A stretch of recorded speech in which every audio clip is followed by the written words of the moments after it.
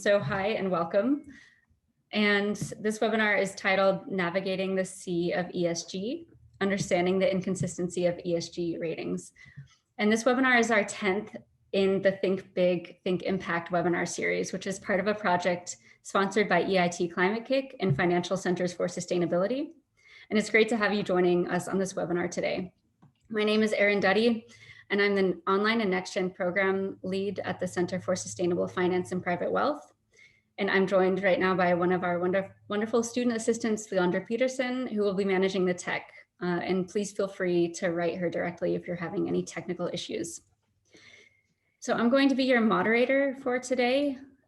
Before we kick off the session, I'm going to highlight a few features of this platform. So if Leandra, you can just share that presentation.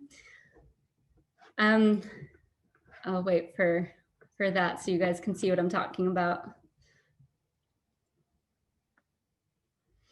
So if you are not familiar with Zoom, I'm just going to highlight a few features of the platform. So we're going to be taking Q&A throughout the session, and then we can answer it at the end of the session. So the Q&A you'll see on the right side of the bottom of your screen, and then you'll see the chat function on the left side of the bottom of your screen. And then if you look at the chat box, if you open it up, it looks like this. The standard setting is that you send your message to all panelists. And we would recommend that you change this to all panelists and attendees. And that way the other attendees can see your answers as well. Thanks, Leandra. Okay, so now that the technical bit is behind us, I'd love to introduce our two speakers. So the first speaker is Dr. Julian Kölbel, and he's a 35-year-old economist and environmental scientist. And he's the BMW Foundation Fellow at the Center for Sustainable Finance and Private Wealth, or CSP, at the University of Zurich. His research covers the real-world impact of sustainable investing, analysis of environmental, social, and governance, or ESG metrics, as well as the effects of climate change on risk and return. Julian has studied at ETH Zurich, the University of Oxford, and has worked as a postdoc at MIT Sloan. Professionally, he has worked at Bank Vontobel, RepRisk AG, and is currently a member of the investment committee at the Swiss pension fund Abendroth. Our next speaker is Dr. Florian Berg, and he's currently a researcher at the MIT Sloan School of Management. His research focuses on the divergence of sustainability ratings and its implications for sustainable investing. He received his PhD in economics from the Paris Dauphine University. During his PhD, he held a visiting research position at ETH Zurich. Florian worked as a quantitative researcher at Amundi Asset Management and as a quantitative strategist/trader at Alphadyne Asset Management. And so now that I've introduced our speakers, we have an exciting program for you today. Well, first we'll have a quick poll to see what you guys think about the topic, and then our two speakers will walk us through their research and research findings, and we will have time for audience questions at the end. So I will hand it over to you, Julian, to run us through this short exercise. Thank you. Right. Thank you, Erin, as always, for the great intro and whole organization of the webinar. It's great to share our findings and our thoughts with such a great crowd of people. So there's a poll coming up. We thought right away in the beginning, we'll ask you, do you think that ESG rating divergence is a problem? I'd like to sort of have a little show of hands on that question, because that's what we're studying. So I think, Leandra, you're gonna put up a poll for us, and we'll see what the results are. Oh, here it is. Great, so I can see the results coming in.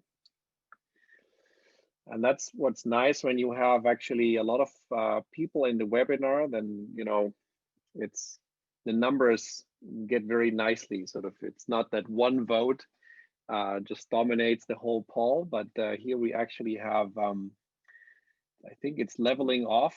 I'm about to call the results soon. Actually, I'm going to call the results. So the majority is a clear yes, with 70%, no, 18%, and I don't know, 13%. So yeah, thank you all for that little show of hands. I think that that's good news for us. So the thing we're studying is perceived as a problem by the majority of people. We also think it's a problem, but there's also some dissenting voices. They don't think it's a problem, and I think that's totally fair as well. There are different perspectives on this question. We're aware of that, and we'll definitely get into that during the paper, but also during the discussion, especially. And with that, maybe Florian, you can start sharing our slides. And I just want to sort of, the paper of, or the title of our paper that we've written is Aggregate Confusion, the Divergence of ESG Ratings. One of our co-authors, Roberto Rigobon, who is a professor at MIT, he's not presenting with us, but he's very much part of the team, of course. And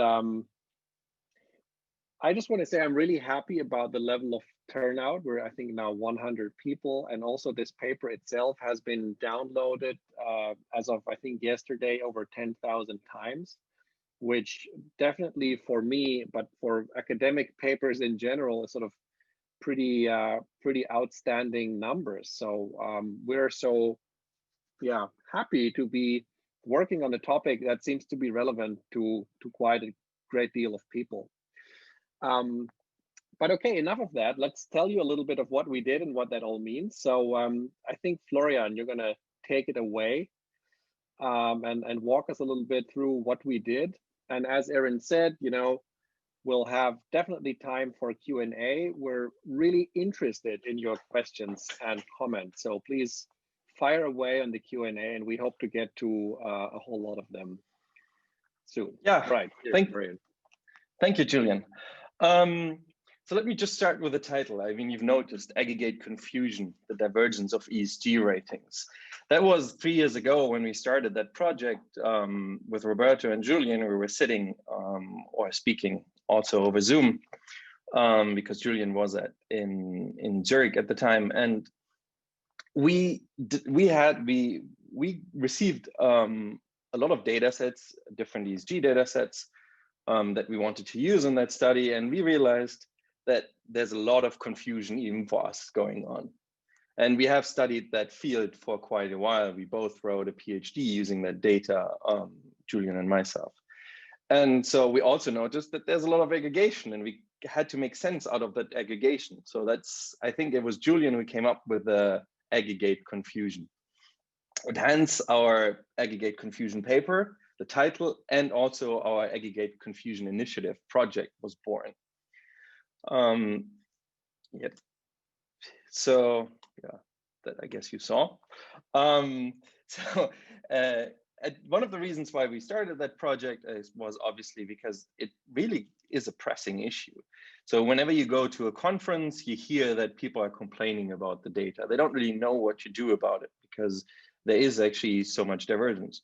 And right now, as of now, there are more than 80 trillion of US dollars worldwide that are invested using that ESG information. And they're potentially moving prices. So it is actually, it seems like a big problem. Also, those raters that 10 years ago were often small raters that started with a couple of people, now actually got bought by big players. Moody's bought Vigeo Eiris, Standard & Poor bought Robeco Sam, Sustainalytics got bought by Morningstar, MSCI, for example, bought a while ago, 7-8 years ago, bought Innovest and KLD.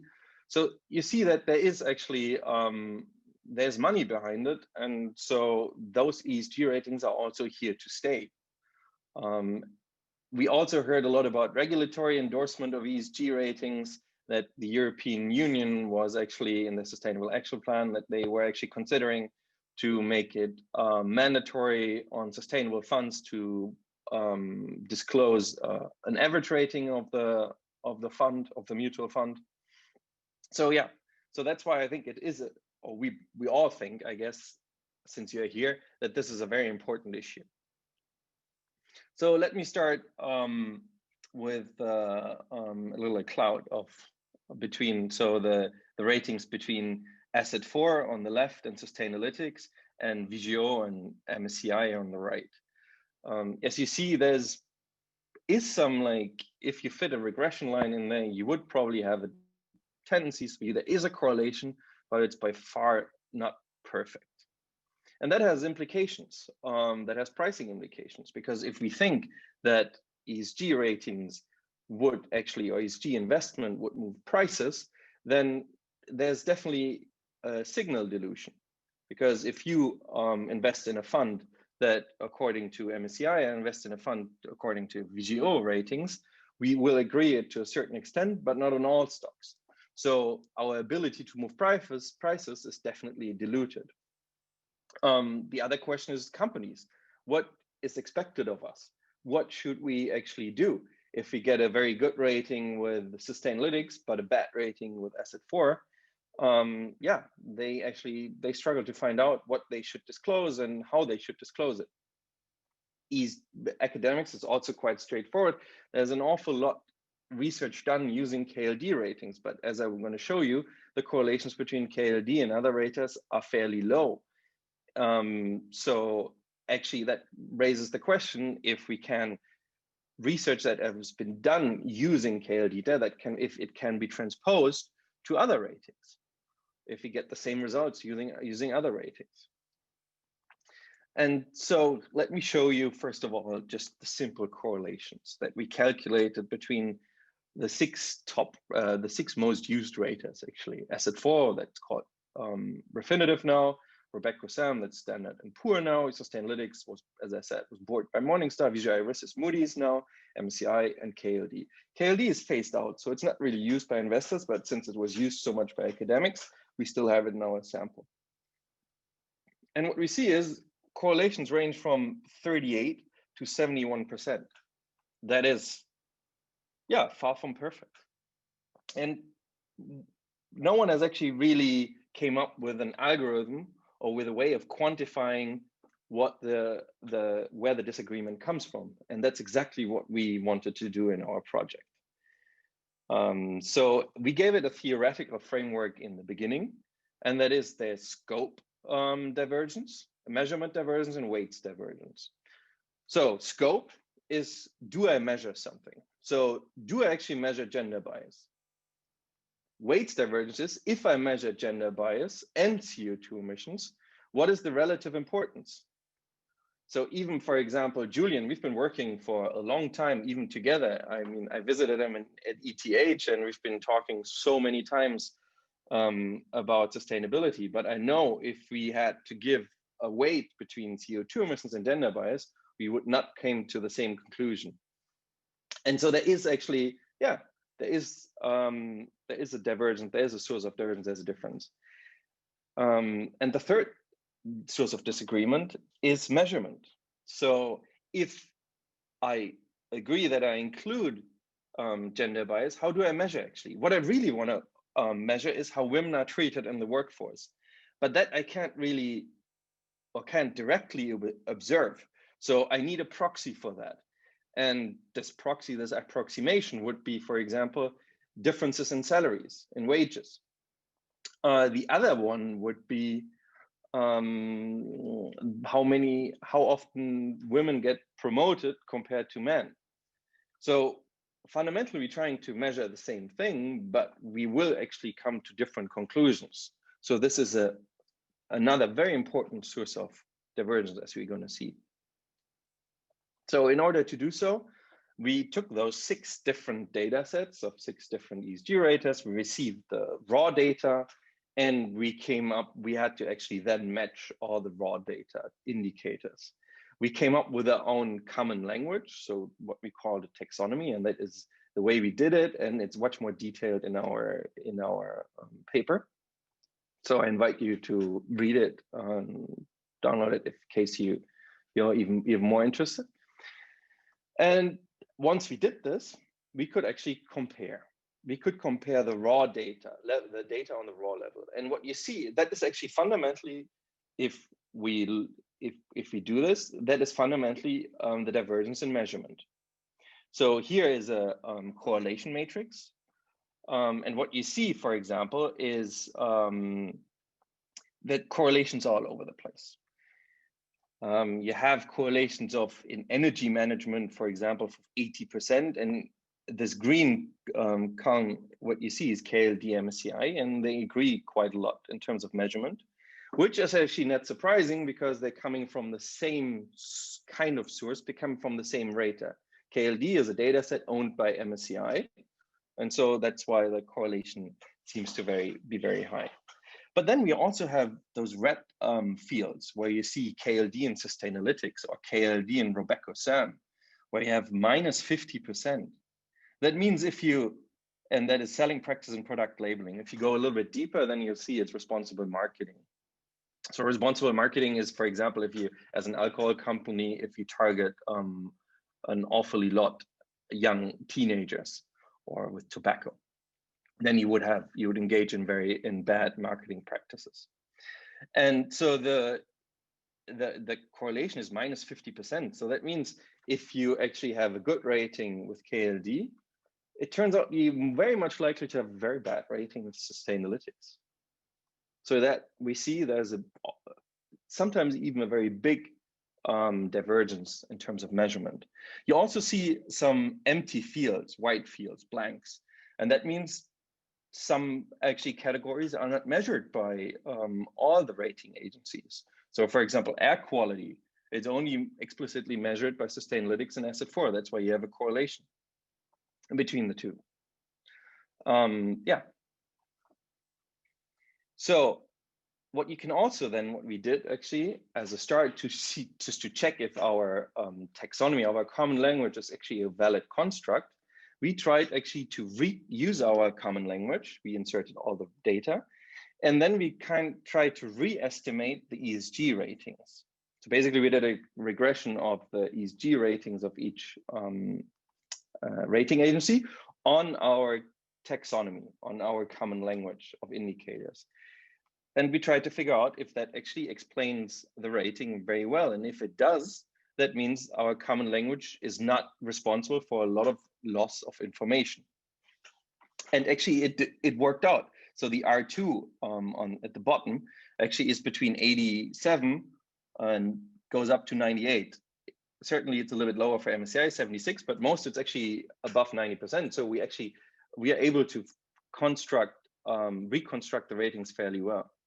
So what you can also see is we did that actually because also those raters say that they have the ratings are constructed in a way that they depend on industries. Turns out that we actually found out that you can very well reconstruct the ratings without actually introducing that industry effect. And so that means those ratings are what we call linear. Basically, these ESG ratings are just a weighted average between those categories. And you see those weights. So basically those coefficients here, the numbers, are the weights. So it shows us there is actually a weight divergence. Business ethics, 0.12 for Sustainalytics. For RobecoSAM, 0.059. For Asset4, 0.098. For Visual Iris, even 0.186. So much higher than, 3 times as high than for RobecoSAM.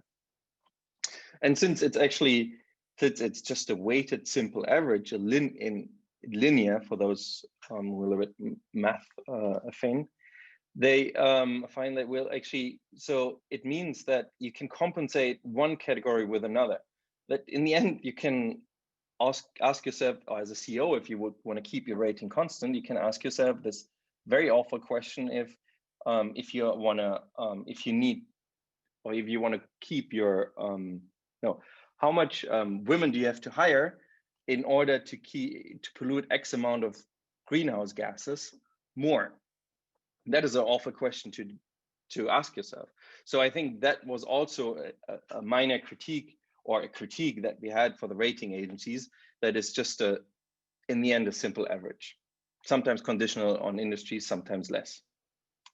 Yeah, and to come for my part, what my presentation to a conclusion of that is that actually our algorithms, we came up with 2 algorithms. In the end, we showed that measurement is the most important source of divergence, scope a little bit less, and weights the smallest source of divergence. And now I invite Julian to take over. Thank you, Florian. So Florian kind of, he covered a lot of ground, but we on purpose try to focus this very much on sort of the key findings and then the implications of this. But I'm going to dig at this point still a little bit deeper and show you how these three sources of error that or divergence that we've identified, remember scope, measurement, and weights, how you can sort of figure out for one specific company and two specific raters where exactly the differences now come from, because that's a little bit hidden behind this average that Florian just showed. That we, yes, on average, we say measurement error is sort of the biggest source of divergence, and that we'll get to the implications. But here, this is an example for Berg Gold, a gold mining company, and there's a rating from Asset 4, which is fairly positive, which with 0.5, and a rating from KLD on the very right-hand side, which is fairly negative with over -1. So to sort of explain the scale here, a rating of 0 in our data means it's average, so basically, the Berg Gold is above average in Asset 4 and far below average in KLD. Now, this diagram sort of shows all the little bits that go into this difference and how it is composed. And I want to highlight that the longest bar is the blue one in the very middle, which goes to remuneration. And that concretely, what that means, it means that on this category of remuneration, sort of how are directors and top management remunerated at Berg Gold, KLD has a far more negative view compared to Asset 4, right? So if you want to know sort of what is the key reason why these two ratings are different in particular, the answer would be, well, it's a different view on remuneration. It's not the only one though, right? There's also differences in the green bars, for example. So there's the first one is something about taxes. So that means Asset 4 is looking at, does the company pay taxes? And KLD just doesn't look at that in their rating. And they also for weights, so for instance toxic spills, right, that's one of the purple bars. There again, KLD has a greater weight on toxic spills. Obviously both of them have a negative view of that aspect, but KLD sort of rates it more heavily. Okay, so we just wanted to illustrate that you can use the methodology sort of to understand this in a lot of detail if you wanted to. Right. And another thing that goes a little bit more into the details that we want to share, it's in the paper, explained at length. Florian, if you will go further one slide, is a rater effect that seems to be there. So these graphs, what they show is basically we do the same exercise of replicating the original rating on the basis of the individual indicators that the providers have, and then the lasso is an algorithm that sort of gives you the optimal set of predictors, but you limit how many you can have of them. So sort of you see how much can I predict with 1, how much can I predict with 2, and so forth. And what you see that for some of the rating systems, for instance in RobecoSAM, if you just use, I think it's a 10, right? Sort of it goes up very, very quickly, and then it bottoms out at already 10 indicators. So what this means is you can pretty much replicate this RobecoSAM rating with 10 indicators, even though they have 40, right?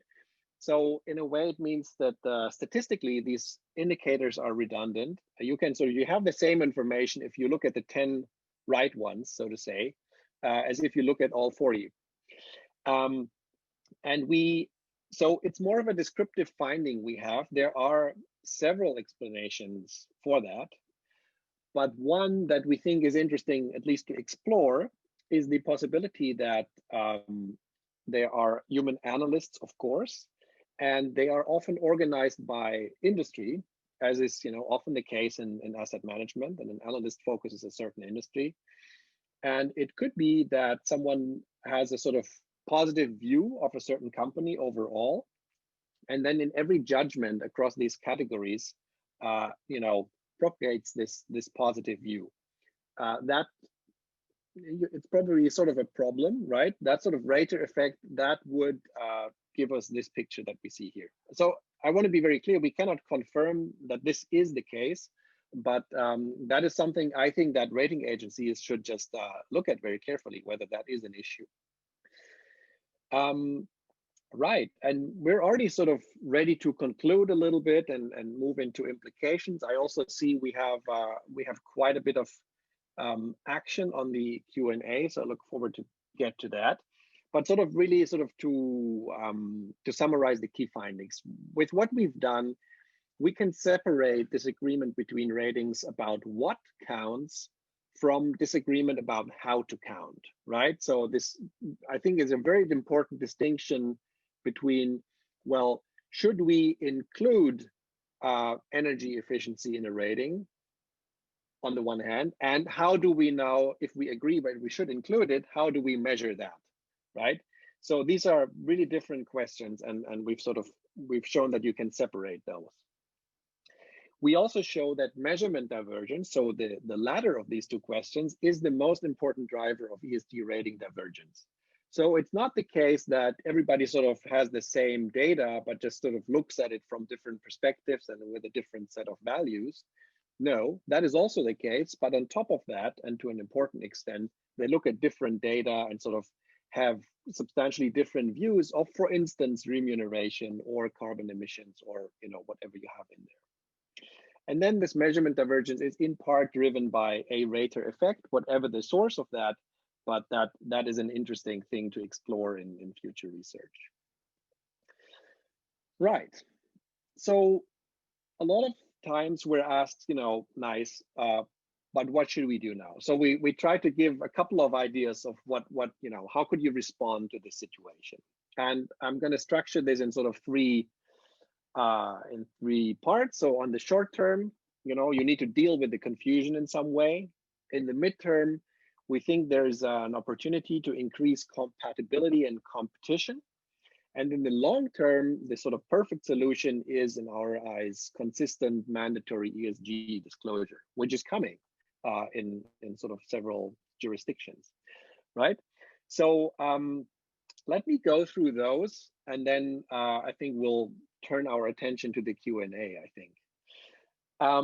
So the first, in the short term, you have to sort of, as an investor, as an asset manager, as an individual, whatever, you have to somehow deal with the confusion. Florian, if you can just skip one slide. No, one back now. Yes, thank you. So we think sort of the situation as it is now, the first thing is to clarify your ESG preferences, sort of the scope and weights, right? That is something that really follows from the purpose of using the rating. Is it more of an ethical approach? Is it more of a sort of materiality focused approach, right? Sort of, but that is something that you can decide yourself as an investor, we think. And after that, you basically have two options. You can either outsource to one rater. You say, okay, this is my objective. I found a third party that delivers that with good quality. I've done the due diligence, I run with that. Or option B is to construct your in-house rating. That's a lot harder, obviously, but the advantage is it gives you a competitive edge and also a lot more control about what you're doing. So we see, I think we're seeing a bit of a trend towards that option B in the market with a lot of asset managers and banks. I don't know, Florian, maybe you want to chip in on that first short-term notion, but you're still muted. You have to unmute yourself. No, please go ahead. I'll chip in. Yeah, or should I just run through? Yeah. Okay. Yeah. Okay, so that is kind of what you could do right now. There's these two options basically, right? We cannot tell you which is the best rater, this is impossible to say. We can just tell you that they all give you very different ratings, right? But we are also not the ones who can say what is right. We can just sort of show they are different. Then if we go to sort of the midterm, there's an analogy I would like to draw. And Florian, if you could now just go to sort of the second of these 3 slides. Maybe you remember there was this debate and still raging about, you know, which plug should cell phones have so that you can sort of recycle your old charger. And the joke is they all do exactly the same thing. They just sort of have different teeth in front where you sort of want to plug it in. And if you have the wrong one, it just doesn't work, right? Even though they do exactly the same thing. And I think the ESG world would be much easier if all these rating agencies would just offer their scores, whatever the methodology, with the same set of categories or teeth, you know, in the analogy of these plugs, right? For example, these 26 SASB categories, but it could be another set. The point being that when that was the case, then it would be really obvious which numbers you want to compare. A lot of the work that we had during this paper was sort of to say, how do you map these 32 indicators to another 84 indicators? Which one belongs to what? That's really the tricky bit. And if you will get the scores in the same number of categories with the same titles, it would be obvious what to compare. Hey, can you just please leave the package downstairs? Oh. Florian is getting a package. And the third, so the second benefit of that would be, I believe, or we believe, more competition, because then there's more of a discussion of measurement quality on specific issues, for instance, human rights. And as an investor, if you're not happy with one, you know, your standard rater's measurement approach to human rights, you could replace that with a score from a specialist. It is currently very hard for specialists to break into this market. And my conviction is we should have more specialists who try new ways of measuring these things. All right, and then sort of in the long term, this is something, you know, I think that could develop fairly quickly, because even ESG raters, they don't have to revolutionize their methodology. They would just themselves have to create a mapping to some sort of standard. I think it's quite feasible, actually. Next slide on, you know, the standardized ESG disclosure. Many of you will be aware, EU regulation is well underway about, you know, corporate disclosure with regards to ESG, and it would be mandatory, it would be standardized. You would have all of a sudden raw data available, not just for a few companies who do it voluntarily, but for all of them. And that will completely change the space. And the expectation is not just from us, since like a while, that probably ESG raters will move from selling data to selling analysis, much more the kind of, you know, analysis that you get from equity analysts, that they all, you know, more or less work with the same data, the earnings and so forth. But then they build on top of that their expectations, and ESG ratings might become more like that once everyone has access to the data. Good. Well, that's actually, you know, as far as our wisdom goes for today. And we could sort of start taking turns on the Q&A, Florian. What do you think? I think you had more time to sort of study the question, so I'll just let you go first in picking one and answering it. Yeah, I think there was one technical question about the ISINs. So the thing is, you have to match all those companies over time for those 6 rating agencies. And the one problem is here that normally the company identifier for publicly listed companies here is, or that most of the raters have, is ISINs. The problem here is ISINs over 10 years. I realized that actually it's more than ISINs that changed than expected, and that was 20%.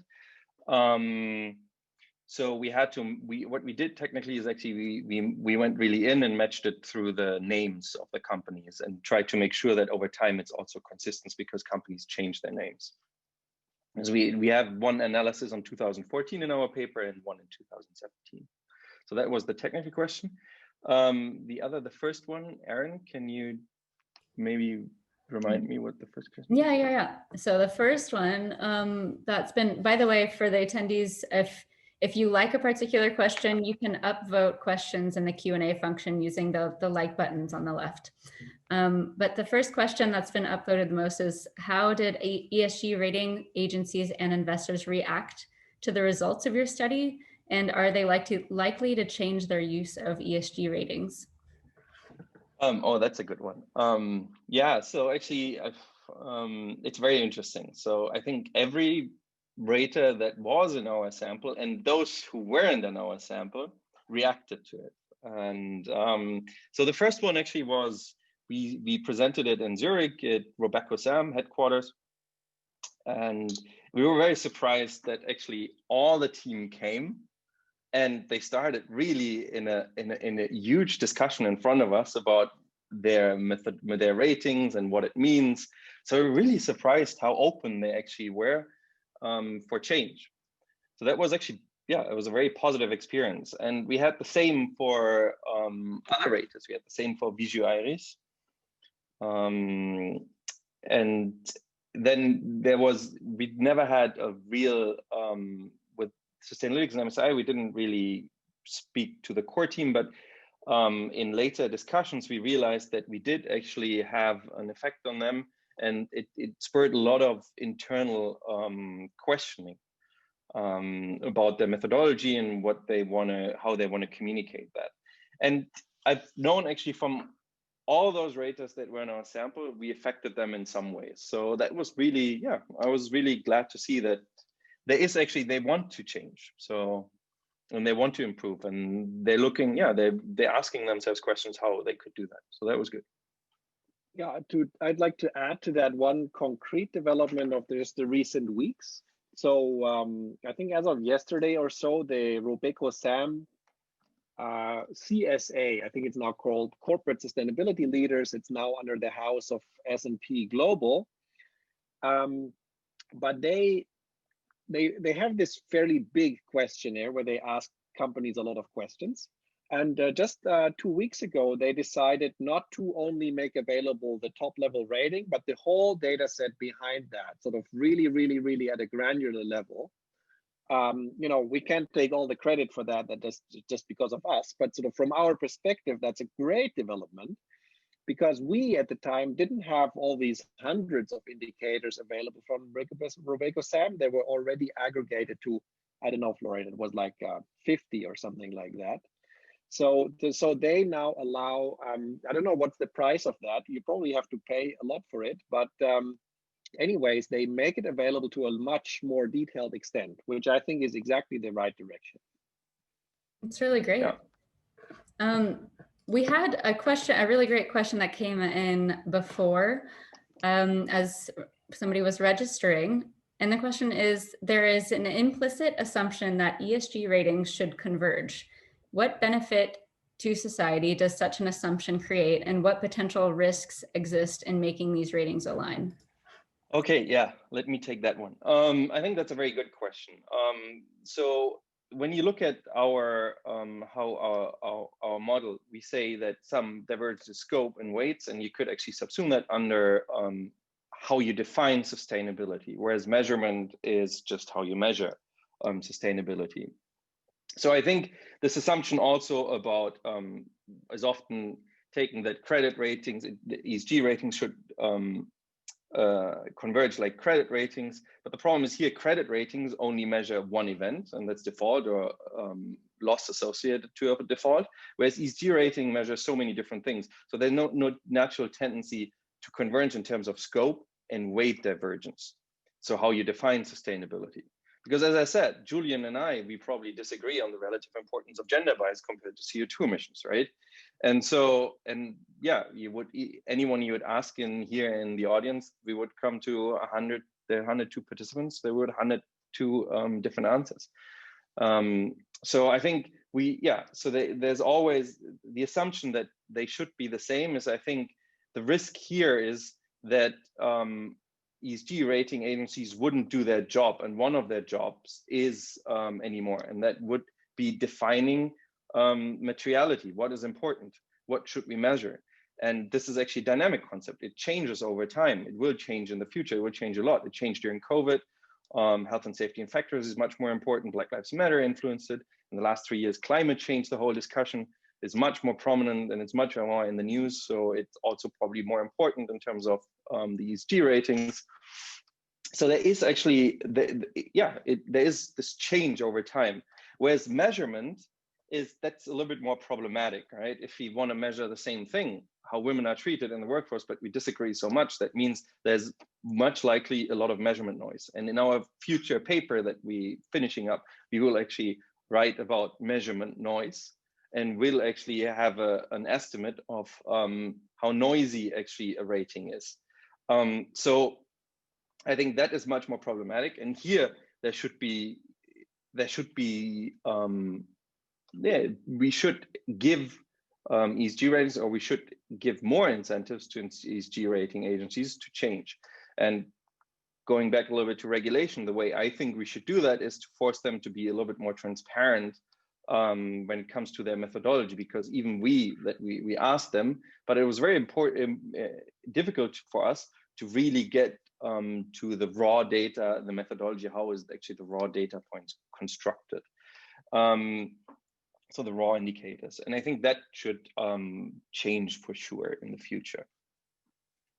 So the danger again is that we actually make them the same and implicitly think that there's one true answer to sustainability, which there's definitely not. So we should also, what I think is we have to, I hear that point of view that they should converge a lot in discussions with, especially with asset managers and portfolio managers. But I think the problem here is that we should be less scared. Certainly we have to do a better job and also figuring out what rating corresponds to us. So we have to make a good due diligence about the materiality. But yeah, I think that is. We should be less scared a little about the divergence of ESG ratings. Great point. Is there anything you want to add, Julian? Yeah, I just want to sort of bring it home that I think divergence in measurement we think is a problem, and divergence in scope and weights is good, is healthy and natural, right? But just at the moment, the two are baked together, and that is not good. Mm. All right, so the next question that we have here is, what about the integration or the non-integration of negative news, controversies, and ESG ratings and their methodologies? Are they also a source of divergence in the scope of the root cause? Right, I think I can comment on that. I would be interested in that as well. It would be great to study that specifically. They probably are, right? So if you just think about how you could sort of count, it's usually the news refers to sort of negative events, like the companies tell you what they do well in voluntary reporting, and then the media tells you about what they didn't do so well, right? So that keeps a nice balance. But you can count negative articles in many different ways, right? You can count all of them, even if they're duplicates in different sources, or you could sort of have a different view on how important one newspaper or television station is next to another. So I think it's probably safe to say that there will be divergence. The problem why we didn't sort of break it out in the study is that some raters sort of break it out. So this is sort of based on media reports, this is not. But many already give us an amalgamation of company reporting sort of, combined with media reports. So we don't actually have the raw data available. So we didn't do that for data reasons. I think it's safe to say that they are also a source of divergence here. All right. Anything you want to add to that, Florian? No, that was very well said. Okay. Then maybe something that's more specific to our European audience. Do you think that the EU taxonomy defining green sustainable economic activities will contribute to reduce the differences in measurement? If not, will it take? What will it take to achieve less divergence through differences in measurement? It's your turn, Florian. Okay, great. I think in some aspects, yes, because we I think the taxonomy might actually likely increase the competition around measurement, because the demand for data will go up, especially about CO2 emissions, climate change, greenhouse gas reduction, and I think that is a good thing. So the higher the demand, and if we get, again, this incentives right, that the ESG raters have to be more transparent, we might actually create more competition around this measurement practices. And I think that would be a good thing. I think it's also important to say that, yeah, it's not easy to measure, especially everything around CO2 emissions, even though that's probably most of the advanced part of ESG reporting. But there's still so many hypotheses taken, because you have the scope 1, scope 2 emissions, and scope 3 emissions, which are most of the time just estimates.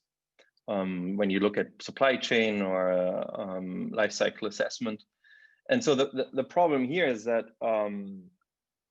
yeah, there's those assumptions that are taken need to be analyzed by a specialist. So that's why we actually need those rating agencies. So I think the demand will go up for the data in the future, especially through that, through the EU legislation. Great, thanks. And if anybody's interested in finding out more about the legislation, we did a webinar about it a couple of weeks ago that you can find on our YouTube channel. And so as a last question, potentially, we have this question: are there any specific examples of your research findings being misinterpreted or used incorrectly?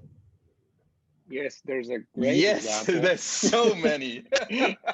So it was obvious early that, you know, if you sort of, you know, well, I mean, the good example was, I think, the US Secretary of Labor saying, you know, pointing to our paper saying, you know, since all ESG ratings are crap, the 401k funds shouldn't be allowed to use ESG, right? So that was the short of the argument. And that was, of course, a bit, yeah, frustrating to see, because we don't want to say all ESG ratings are crap. We just want to highlight, okay, there is, you know, it's a very important topic. We think it's important to measure ESG, but it's just not so easy. And, you know, it's important to understand where these differences come from in order to bring the space forward. So I think that was, I think, the best example of, you know, sort of a citation that we didn't particularly enjoy. But on the other hand, there was a lot of, you know, on the other side as well. And definitely what we've done is, you know, we've launched quite a bit of discussion, you know, on both sides of the argument. And I think that's also a success. I also have, I mean, we didn't solve the problem, right? We basically highlighted it in a major way. And we think that others will join us in solving it. Hopefully some of you listening in here. Yeah, I think so. To sum it up, when I look at all the misinterpretation and when they used our paper for bad or bad interpretation, I think is when they just looked at the correlation matrix that I showed before. They basically, and then they used it as a conclusion. Yeah, all the as Julian said, the data doesn't converge. So what does it mean, right? But then that is a little bit. Yeah, like lie is a strong word, but I mean, that means they just didn't read the paper, right? And they just showed one, I mean, it's yeah, no, it's, you actually, yeah, fill in any negative word, but it's like kind of a lie to say that that's what we're saying, that's what we're showing. Because all our paper has actually, it's a positive paper in the end. It says that, yeah, there is divergence, but it's not as bad as it looks like. It's not as bad as the headline correlations show. It's actually, some part is how you define sustainability, and that everyone is entitled to his own opinion. There's no truth. So as we said, measurement noise is then a different problem, right? But if you actually just get rid of, if you just look at the measurement problem, is much smaller than headline correlations would show you. Well, we're looking forward to the next part of your project to see what you guys come out with. And so that was it for the questions and answers right now. But for the stuff that came in that we weren't able to answer live, we'll get back to you. As long as you didn't submit it anonymously, we'll get back to you via email. I'm going to go ahead and hand it back over to Julian and Florian to share just a few key takeaways. And if the rest of the attendees would like to submit whatever they're taking away from this in the chat, maybe something that's relevant for you and your daily job or whatever you'd like to share, you can share that in the chat. So I'll hand it over to you two. Yeah, I'll go first. So the thing that I'm currently most passionate about is this idea that, I mean, you probably felt that about the cell phone plugs, right? I think really this is an interesting step towards a solution. I see more and more raters sort of taking this up. SASB is very influential. I'm not sort of, related in any way to SASB, but I think they're on a good track with these 26 issues. So I'm just interested in getting feedback on this idea from anyone who's willing to give, right? Sort of, is it feasible? Is that a solution for this space to just sort of say, we have a variety of methodologies, but create an expectation that everyone sort of will make scores available in these 26 categories. I think that would be, after thinking about this for a long time, I think this is the most feasible next step that we as an ESG community could go. So those are going to be my last words, at least for today. Yeah, and my last words, and my last words will be that for me, it's really we need to increase the competition between the ESG raters, and that is through transparency that actually firms, NGOs, academics, journalists can criticize them on their methodology, on their detailed methodology, and that they will actually then, that we will give an incentive that they will actually improve measurement. And I think that is for me, the most important thing. And we should actually, on the other hand, what I also said is that we should be less scared about the divergence when it comes to the definition of sustainability, because that is here to stay and it should be.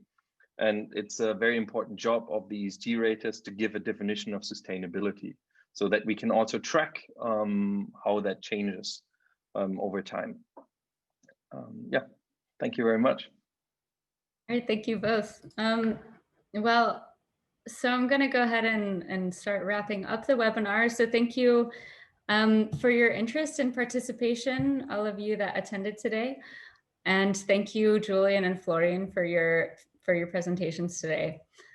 If you're interested about the work that CSP does, please visit our webpage. We'll share the link in the chat, and we'll also share a link to the journal article that Julian and Florian have produced, if you want to have a look at that.